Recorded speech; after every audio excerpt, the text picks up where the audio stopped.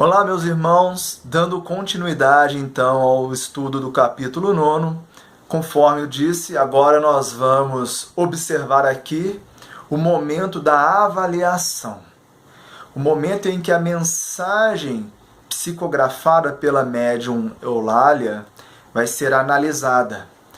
E aqui, apesar daquilo que vamos observar, uma crítica feita por André Luiz, uma crítica fundamentada, diga-se de passagem, vale ressaltar a importância deste momento.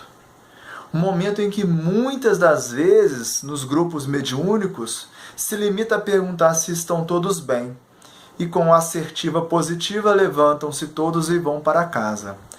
Isso não é avaliar, isso é despedir-se, conforme dizemos. Então, avaliar se trata de analisar as comunicações que ali foram dadas, retirando ensinamentos, instruções, conforme Allan Kardec ensina no Livro dos Médiuns, que as reuniões espíritas devem priorizar a instrução daqueles que participam dela. Então, concluída a parte prática, inicia-se a avaliação. E então, neste momento, vão avaliar aquela mensagem vinda através da médium Eulália. Vejamos o que André Luiz nos informa. O presidente da sessão, seguido pelos demais companheiros, iniciou o estudo e debate da mensagem. Concordou-se em que era edificante na essência, mas não apresentava índices concludentes da identificação individual.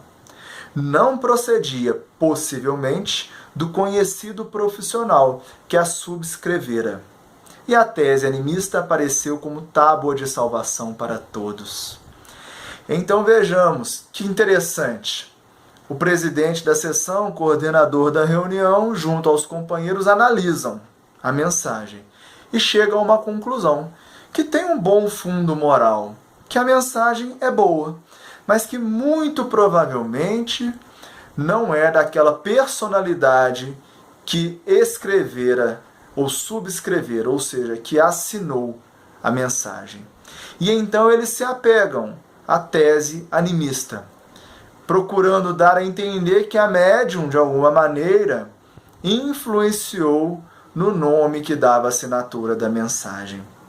Como isso é muito comum.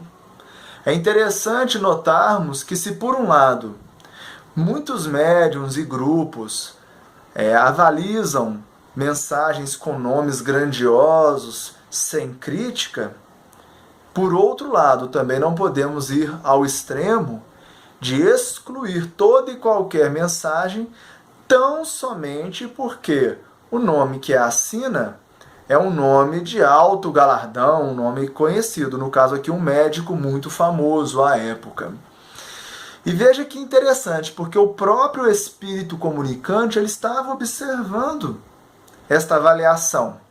E quando ele observa a médium entristecida, o que nós vamos falar daqui a pouco sobre essa avaliação, porque ela estava ali de boa vontade, então simplesmente foi o instrumento mais passivo possível. O grupo relembrava Charles Richer e tantos outros estudiosos da tese animista para mostrar o seguinte: aqui está a explicação do que aconteceu.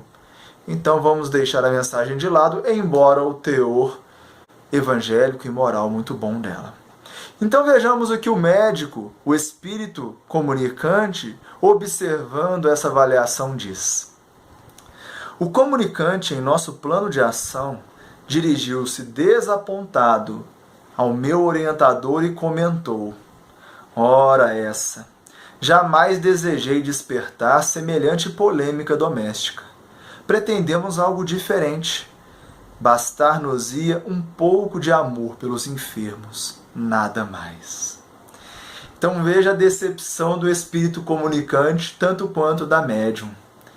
Porque ele só desejava ali despertar naqueles indivíduos amor pelos enfermos, a vontade em auxiliar os doentes da carne e da alma.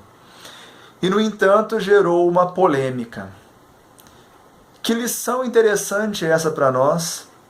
Vale recordar o próprio espírito André Luiz quando na obra Desobsessão nos alerta para a necessidade do cuidado que devemos ter nas avaliações. Porque os espíritos comunicantes, muitas das vezes, ali continuam para observar aquilo que teceremos de comentário em relação às suas comunicações.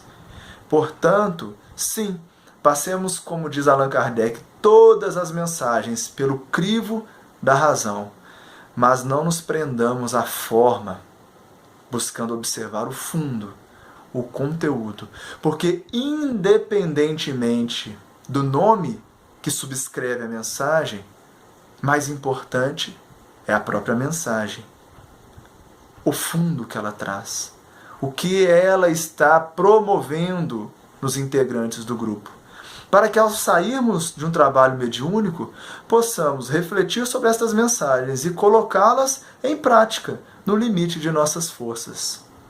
Então que fique esse ensinamento profundo do Espírito André Luiz, baseado na sua observação, de uma avaliação de uma reunião mediúnica, que não promoveu tão somente no espírito comunicante o desapontamento, mas na médium também, como veremos a seguir. Até o próximo vídeo.